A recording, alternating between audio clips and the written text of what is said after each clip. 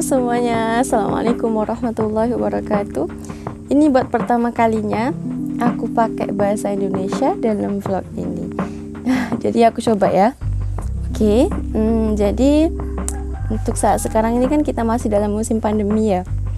Dan itu mengharuskan kita untuk online class atau kuliah daring dalam jaringan. Nah, jadi aku tuh habis research beberapa tips tentang kuliah daring yang insya Allah bisa kita amalkan bersama buat online class kita.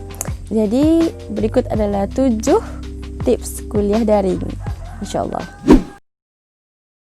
Oke, yang pertama kita bikin lembaran rujukan, kita bikin lembaran referensi. Nah, itu bukan buku kuliah, itu berarti satu halaman tuh buat kita tulis tentang kuliah daring. Misalnya kalau jam pelajaran IPA itu kapan, atau guru itu fleksibelnya waktu kapan, atau kita pakai aplikasi apa. Misalnya kita pakai Google Meet, kita pakai aplikasi lainnya, kan kadang tuh ada kodenya. Misalnya Webex, Cisco Webex, kan ada kode roomnya, terus ada passwordnya, biar kita nggak lupa, biar kita ingat terus. Jadi kita bisa bikin satu lembaran buat referensi online class. Nah, jadi apa-apa kita lihat di situ, jadi kita nggak lupa dan nggak kececeran kemana-mana. Misalnya kadang kita taruh di HP, kadang kita taruh di buku ini, jadi biarkan satu lembar itu ya khusus buat details kuliah daring. Nah gitu. Oke, jadi yang kedua, kita harus proaktif dengan online lebih awal. Nah, kita kan udah punya lembar referensi tadi tuh, jadi kan di situ kita udah nulis jam berapa waktunya kuliah daring, mata pelajaran atau subjek sekian. Jadi misalnya jam 9, kita harus ready jam 8.50 lah mungkin. Kita harus ready diri sendiri, misalnya udah siap semuanya, bukunya udah ada, paling penting udah mandi. Oke. Jadi biar kita lagi lebih semangat sebelum kuliah online-nya mulai, kita udah ready, udah well prepared gitu. Oke, yang ketiga, kita harus update gitu. Kita harus update dan kita harus tahu tentang teknologi baru. Misalnya kita harus tahu cara pakai aplikasi-aplikasi itu gimana aja. Apa ada yang harus diinstal, apanya yang misalnya harus diinstal. Terus apa yang harus disetting. Misalnya kalau mau ada suara tuh kayak gimana. Kalau mau sharing screen tuh kayak gimana, ya gitu. Harus presentasi tuh kayak gimana. Kita harus tahu sebelumnya, sebelum online class. Minimal lah kalau kita nggak tahu, before kuliah daringnya mulai, kita tanya dulu ke teman kita gimana gitu. Jadi jangan sewaktu online class tuh, jangan sewaktu kuliah daring tuh ada hambatan-hambatan dari teknologi yang bikin kita nggak bisa. Misalnya apapun itulah, kita nggak bisa untuk sharing screen, kita nggak tahu caranya. Pas itu kita baru mau nanya, jadi nggak asik lah kayak gitu. Jadi maybe kita bisa prepare sebelumnya, lebih update lagi. Oke, yang keempat, kita harus mencipta suasana kita sendiri. Kita harus cari satu tempat di rumah kita, ataupun di rumah kita, di kampung halaman, dimanapun kita ada time itu. Waktu itu kita adanya di mana, kita harus pilih tempat yang paling selesa, yang paling nyaman, paling nyaman buat kita online class. Nah, ya aku paham keadaan setiap orang tuh beda-beda, keadaan tempat tinggal seseorang tuh berbeda-beda. Tapi setidaknya, walaupun kita tidak bisa menemukan kenyamanan di suatu tempat tuh, kita sendiri yang harus menciptakan kenyamanan itu dan keamanan itu. Nah, dan apabila kita fokus, bila kita betul-betul kuatkan niat untuk ikhlas, nah insya Allah akan jadi lancar. Gitulah.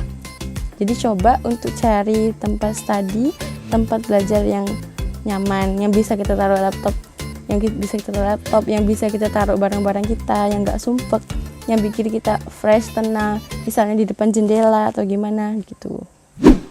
Oke, yang kelima, kita harus pakai pakaian yang kemas, yang rapi. Nah, misalnya tuh, kadang kan aku pernah sih lihat orang yang online class tapi cuma pakai handuk di kepalanya, diputer-puter kayak pakai shawl gitu. Jadi antara cara yang kita bisa pakai untuk online class, untuk kuliah daring supaya kita lebih bersemangat, kita pakai yang rapi, kita pakai jilbab yang rapi, kita rambutnya disikat yang rapi, pakai bedak. Nah, kita pakai pakaian yang serapih gimana kita mau kuliah, biar feel-nya tuh nyampe gitu loh, biar kita nggak ngerasa itu kayak kuliah di rumah males-malesan. Nah, kita coba menciptakan suasana kayak gitu.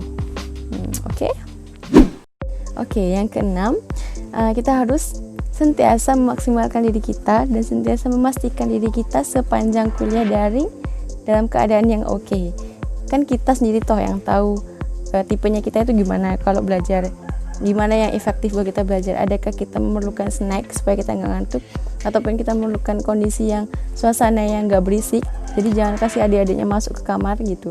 Jadi kita yang tahu, so make sure yourself better. Nah, oke. Yang paling terakhir, yang ketujuh adalah jadwal belajar. Nah, setelah kita udah punya tips segala macam yang tadi tuh, jadi yang paling penting bagi diri kita, yang paling important is kita bikin jadwal belajar kita sendiri. Bukan jadwal kapan kuliah daringnya, jam berapa, subjek apa, bukan. Tetapi jadwal buat diri kita.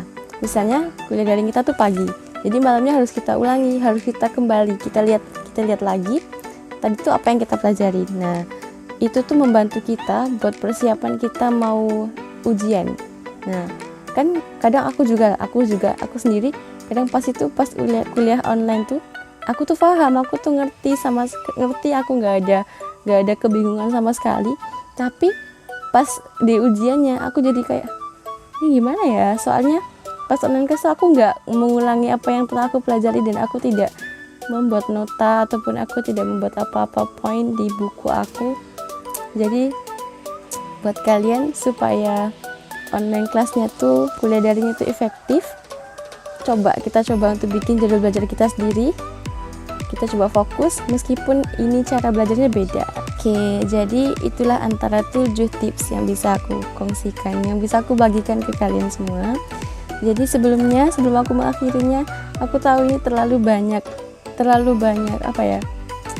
banyak salahnya ngomongnya, mungkin kurang formal atau gimana.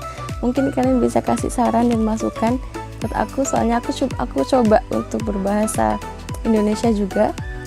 Jadi so welcome to comments, welcome to share and likes and subscribe, follow me, support me. Oke. Jadi apapun nasihat kalian, apapun saran dan masukan, aku terima dengan hati yang terbuka. Semoga konten video ini bermanfaat buat kalian semua. Oke, sarangnya.